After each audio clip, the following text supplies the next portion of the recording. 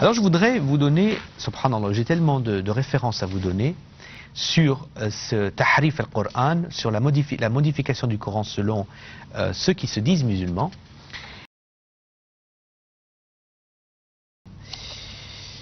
Subhanallah, c'est incroyable. Quand je vois les livres, ça me dégoûte. Je suis dégoûté de voir les livres sunnites. C'est dégoûtant. Subhanallah. Alors Omar, qui se flatte d'avoir été à l'origine d'une révélation. Alors là, c'est dans le livre recueilli par Bukhari, volume 1, page 148. J'ai dit, ô apôtre de Dieu, des gens bien et des gens moins bien fréquentent tes femmes. Si tu leur ordonnais de se voiler, alors le verset du voile est descendu. Alors on continue de lire à la page 148 jusqu'à la 149. Omar était tellement désireux que les versets de Al-Hijab, c'est-à-dire en fait de l'observation du voile par les femmes musulmanes, soient révélés. Accédant à ses désirs, Allah révéla les versets de Al-Hijab. Que le verset Al-Hijab n'existe pas. Je ne connais pas le verset Al-Hijab. Et quand on regarde, donc il dit que également, il insiste que même si le prophète laisse n'importe qui inventer de nouvelles sourates, alors on regarde dans Ibn Abi Sahr, Abdullah Ibn Sa'd al-Abi Sahr était le script du prophète. Il se flattait d'avoir pu noter miséricordieux et absoluteur, là où le prophète lui avait dicté sage et puissant. Subhanallah. C'est-à-dire même ils sont absolument heureux de dire que, dans leur tradition, que le script du prophète avait la capacité de changer certains mots pour le rendre plus joli. Alors il a mis miséricordieux et absoluteur à la place là où le prophète avait dit Hakim wa Aziz, sage et puissant. Ça c'est encore une source qu'on voit dans le menteur Bukhari. Au volume 1, page 148, je vous demande s'il vous plaît de vérifier ça.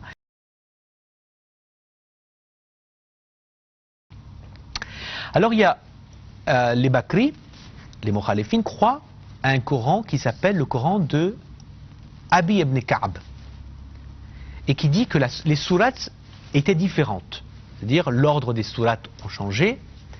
Et selon Fadl ibn al-Qasim, le livre commence par Fatihat al-Kitab, donc l'ouverture de livre, et le Baqara, la vache, Nisa, Ali Imran, etc., etc. Alors il continue et il veut expliquer que, selon beaucoup d'autres choses, qu'il y a des surahs qui ont disparu.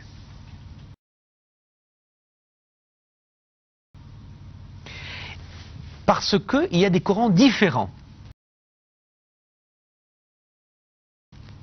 Alors il dit qu'il y a le Coran, Wallahi, Wallah, si un sunnite, il se permet de dire que nous croyons un Coran différent, il est en train de s'auto-humilier à genoux. Il est en train de s'auto-humilier. Parce qu'il y a des Corans différents selon eux. Il dit qu'il y a le Coran d'Abdullah ibn Amr ibn al-As.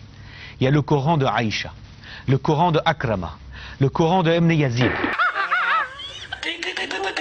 Donc il y a des Corans différents comme le Coran de Hafsa, le Coran de Mujahid, et le Coran de Talha, le Coran de Zayn ibn Thabit, etc. Donc ils disent que tous ces gens, ce sont des gens qui ont eu une copie de Coran, qui ont écrit selon la version qui leur est propre, de ce qu'ils ont pu entendre par rapport au gouverneur et par rapport au prophète, et qui reste que 2 manuscrits qui ont survécu jusqu'à notre période, selon eux, et qui dit donc, il y a une qui, on appelle ça le codex de Samarkand, qui est pas loin de Bukhara, comme par hasard, pas loin de Bukhari, et le deuxième qui est le codex qui est de Londres, qui est venu à Londres, et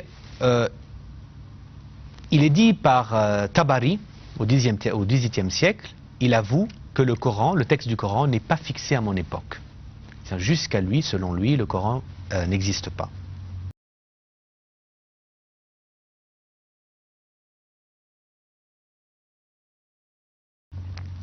Alors, selon As-Suyuti, Ibn Omar al-Khattab a dit que dans le Suyuti, dans Itqan, encore, je vous demande de lire Itqan, la partie 3, page 72, il est dit que personne d'entre vous ne dise qu'il a acquis le Coran entier. Car, qu'en sait-il? Beaucoup de Corans a été perdu, alors qu'ils disent j'ai acquis ce qui était disponible. Donc ça prouve encore que le Coran, selon les Bakri, c'est une partie du Coran. Donc un tiers a été gardé, 2 tiers a été parti.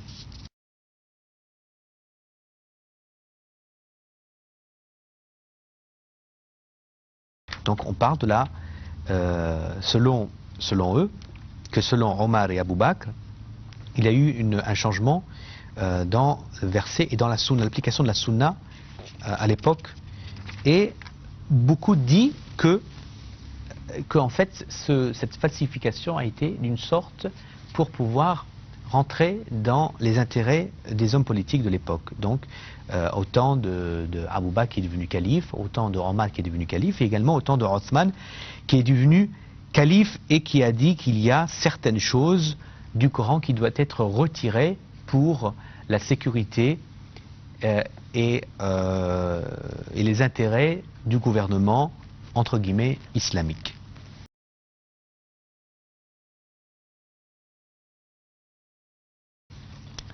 Ceci, c'est encore marqué dans le Suyuti.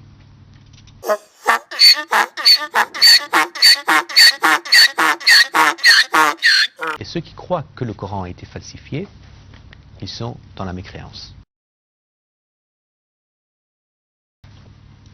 Ils sont des mécréants parce qu'en fait, ce sont des ennemis déclarés de l'islam, de Dieu et du prophète.